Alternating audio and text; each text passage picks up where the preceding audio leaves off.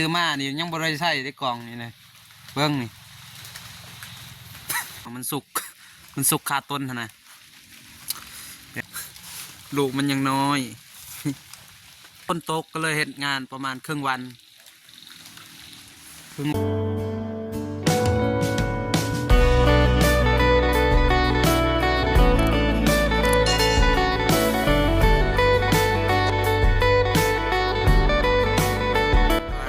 สบายดีเนาะพ่อแม่พี่น้องปองปายมือสุขูสุขคนเนาะมื่อนี้มาพอกับบอดอนสตูดิโอคือเก่าพี่น้องช่องยูทูบพี่น้องเมื่อนี้ซึ่งบ่มียังไรพี่น้องสิพาทุกคนมาเบิ่งทุเรียนต้นทุเรียนลูกทุเรียนตกเนาะหรือว่ามันฝนตกมื่อนี้พี่น้องเพราะว่าฝนตกลมมันมาแห้งก็เลยฝนตกพี่น้องอยากให้ไปเบิ่งพี่น้องเพราะว่ายามฝนตกมันมีพายุแห้งพี่น้องเบิ่งนี่ต้นไม้นะพายุแห้งมาเมื่อนี้พี่น้องเดี๋ยวสิพาทุกคนไปรับชมเนาะนี่ทุเรียนซึ่งทุเรียนในนี้ก็คือมันแบบ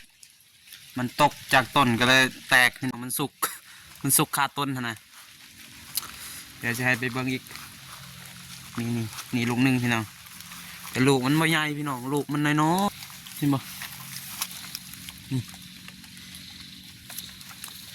ลูกมันยังน้อยนี่ลูกมันยังน้อยกินกับบะแซ่บมันบดสุกนะเดี๋ยวจะพาไปเบิ้งอีกพาเราเบิ้ง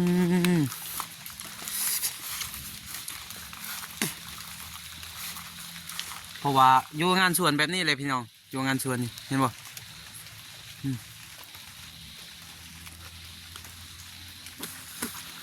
เพราะว่าเมื่อนี้ฝนตกก็เลยเฮ็ดงานประมาณครึ่งวัน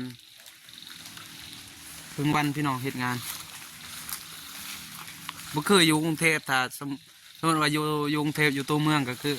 ฝนตกก็ยังเฮ็ดงานได้แต่อันนี้เฮ็ดงานบ่ได้พี่น้องเพราะว่าขึ้นต้นไม้บ่ได้เด้นี่ต้นไม้แบบนี้มันเปียกนะขึ้นบ่ได้ก็เลยบ่ได้เฮ็ดนี่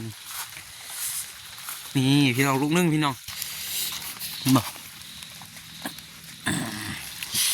นี่ลูกนึงแต่ลูกนึงอันนี้ก็คือตะกุนเคยนบ่ลูกแบบนี้นะถ้าอยู่กรุงเทพกินได้แล้วนี่ถ้าต้มพี่น้องต้มจำแจวพี่น้องกินได้นะ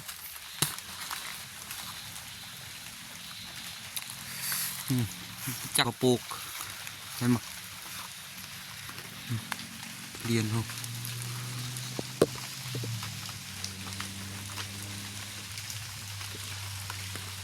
นี่ต้นสูงพี่น้อง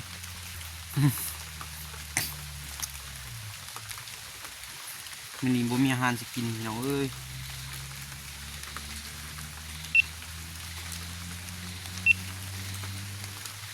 ฝนตกนี่ยิงนี่พี่น้องแต่สิอาหารถ่ายคลิป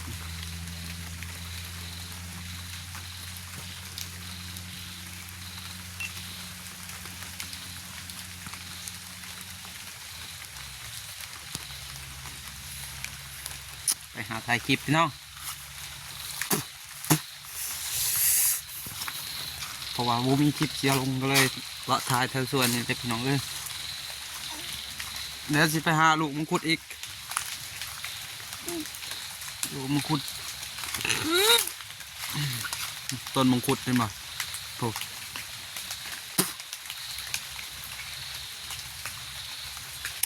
ต้นมังคุดสูงพี่น้องตรงลงขึ้นอีก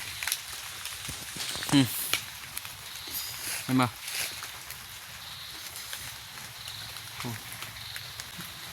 บ่มีค่าตั้งกล้องก็เลยเอาไม้เห็ดพี่น้องเอาไม้เห็ดนี่ซื้อมาประมาณ5,500พี่น้องบ่มีค่าตั้งกล้องก็เลยเอาไม้เห็ดพี่น้อง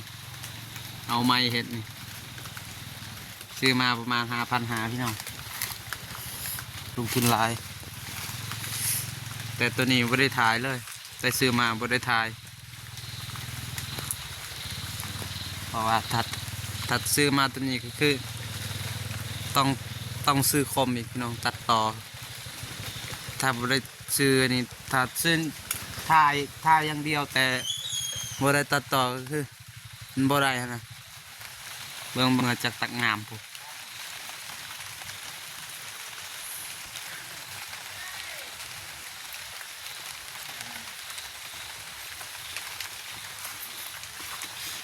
ต้นมังคุดที่มาลูกทุเรียน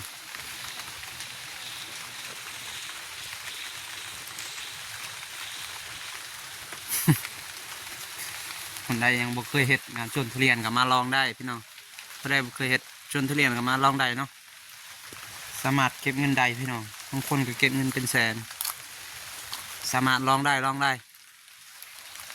ถ้าอยู่กรุงเทพก็มันสิ้นเปลืองหลายก็สามารถไปหาเฮ็ดงานสวนเนาะ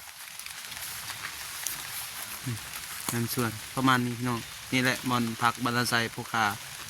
เห็นบอกพอได้รูลาพี่น้องถูก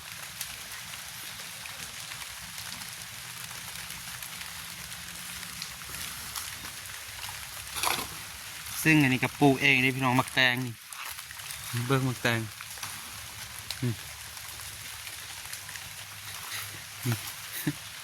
มันเป็นดอกอะไรพี่น้องนี่ว่า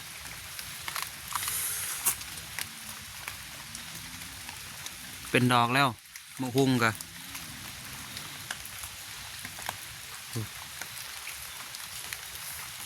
พี่น้องซองหนึ่งกับมันมีอนาสตูดิโอเหมือนบาวดอนสตูดิโอแต่มันเป็นภาษาไทยพี่น้องให้ทุกคนเข้าไปกดติดตามให้นี่เนาะเพื่อให้มีกำลังใจให้คลิปต่อๆไปเนาะโอเคสบายดีสวัสดีครับ